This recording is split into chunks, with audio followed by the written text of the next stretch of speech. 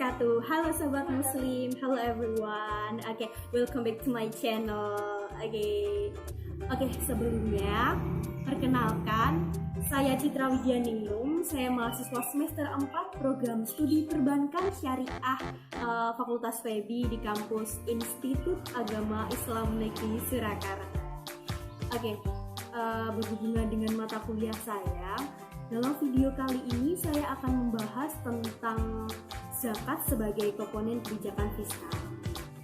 Apa sih itu? Bagi kalian yang belum tahu, wajib nih nonton video ini sampai akhir, Dan sekali lagi saya ingatkan, don't forget to subscribe my channel dan kasih like komen kalian, Jangan lupa ya.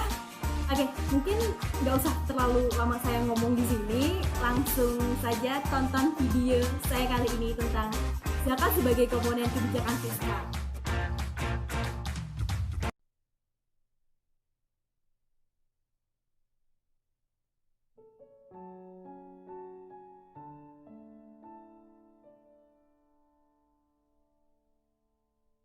Zakat sebagai instrumen kebijakan fiskal oleh Citra Widyaningrum.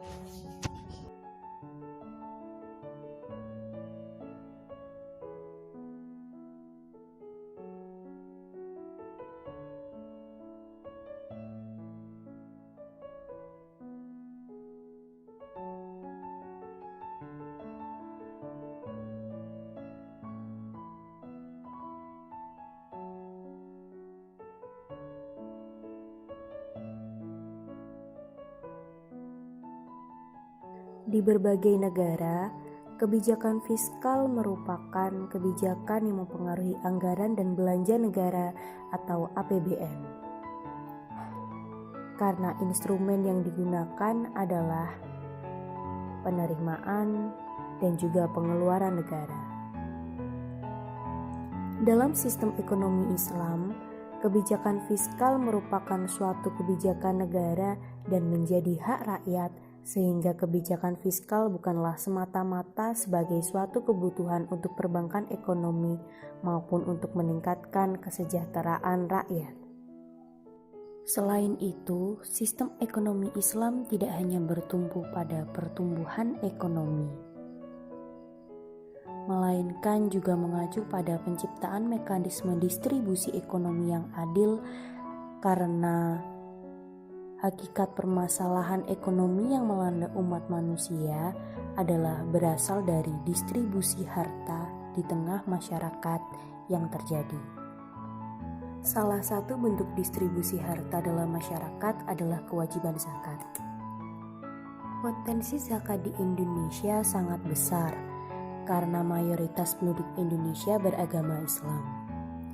Kementerian Agama dan Badan Amil Zakat Nasional memperkirakan jumlah potensi zakat Indonesia mencapai 100 triliun rupiah per tahun. Dari jumlah potensi tersebut, sekitar 1,5 triliun rupiah yang baru tergarap pada tahun 2010. Pada umumnya, kebijakan fiskal suatu negara meliputi tindakan pemerintah tentang perpajakan, kegiatan penyelenggaraan pemerintah, dan bantuan-bantuan pemerintah. Dengan kebijakan fiskal, pemerintah dapat mempengaruhi tingkat pendapatan nasional, kesempatan kerja, investasi, distribusi penghasilan, dan sebagainya. Menurut Metwali, setidaknya ada 3 tujuan yang hendak dicapai oleh kebijakan fiskal dalam ekonomi Islam. Yang pertama, Islam menghendaki tingkat kesetaraan ekonomi demokratis melalui prinsip bahwa kekayaan seharusnya tidak beredar di antara orang-orang kaya saja. Yang kedua, Islam melarang pembayaran bunga atau riba.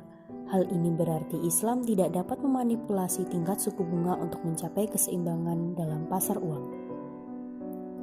Yang ketiga, Islam mempunyai komitmen untuk membantu ekonomi masyarakat yang kurang berkembang untuk menyebarkan pesan dan ajaran Islam seluas mungkin. Zakat memiliki unsur-unsur yang terkandung dalam kebijakan fiskal yang bersifat wajib, sedangkan yang bersifat sukarela yaitu sedekah, infak, dan wakaf. Dalam sistem zakat, segala ketentuan tentang besarnya tarif zakat sudah ditentukan berdasarkan petunjuk Rasulullah. Jadi, kebijakan zakat berbeda dengan kebijakan perpajakan. Dalam ekonomi Islam, sifat wajib dan sukarela merupakan suatu yang khusus membedakan dengan sistem ekonomi pasar.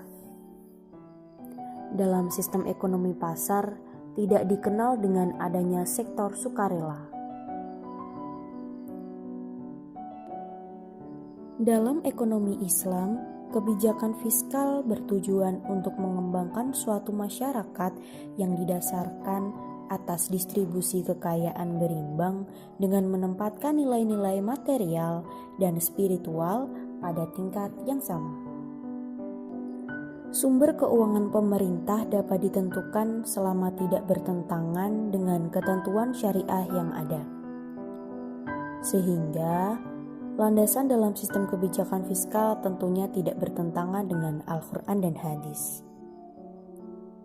Zakat sendiri bukan merupakan kegiatan yang semata-mata untuk tujuan duniawi, melainkan juga mempunyai implikasi untuk kehidupan di akhirat. Hal inilah yang membedakan antara kebijakan fiskal dalam Islam dengan kebijakan fiskal dalam sistem ekonomi pasar. Zakat sesungguhnya merupakan instrumen fiskal Islam yang sangat luar biasa potensialnya. Sehingga ujung dari semua itu akan bermuara pada meningkatnya perekonomian bangsa. Hal ini didukung oleh kecenderungan meningkatnya jumlah dana zakat yang terhimpun dari tahun ke tahun.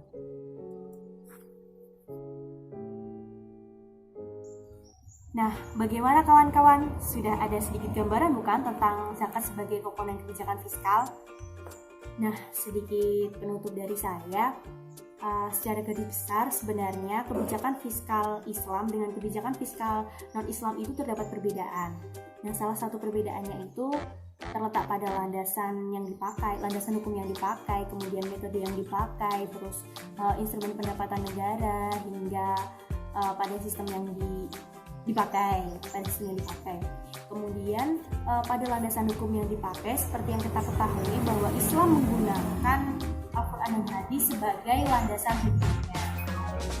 Nah, kebijakan fiskal oleh Rasulullah pertama kali dibangun itu adalah sistem ekonomi, di mana sistem ekonomi yang dibangun Rasulullah itu memiliki ideologi yang kuat.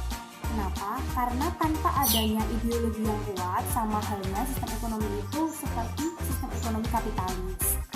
Nah, kemudian dari sisi instrumen pendapatan negara,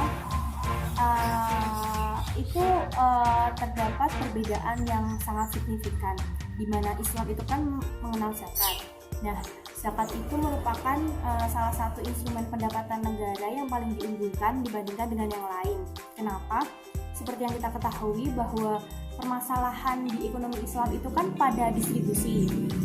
Nah, dengan adanya distribusi, maka akan terjadi pemerataan ekonomi di seluruh masyarakat seperti itu. Jadi zakat itu sangat berpengaruh besar bagi perekonomian di suatu negara. Nah, seperti yang kita ketahui, seperti yang dijelaskan tadi, bahwa di Indonesia itu memiliki potensi zakat yang sangat besar. Jika potensi itu bisa dikelola atau dimanfaatkan secara maksimal, maka akan terjadi pemerataan perekonomian yang baik untuk Indonesia. Nah, itu sedikit kesimpulan dari saya. Sekian, terima kasih. Wassalamualaikum warahmatullahi wabarakatuh.